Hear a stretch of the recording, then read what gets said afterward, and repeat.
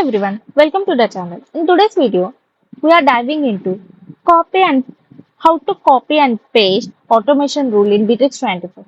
So glad you see, hit that like button and let's get started. How copy and paste an automation rule in Bitrix24? Is it possible? Yes, it will possible.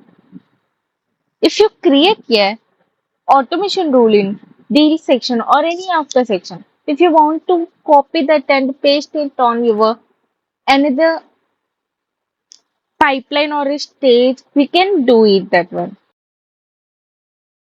You don't need to set up automation from scratch.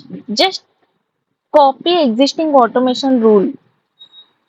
The following scenarios are available for copying rule between stages of the same pipeline, between different pipelines, different entities that have automation rules. For example, I'm taking this notification. I want to copy this automation rule and paste here in context state in new stage to context state. So then in the click on that action button, we have copy button.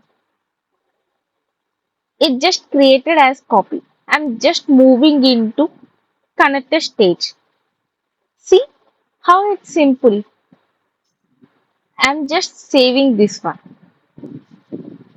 Like that we can copy the automation rule like this.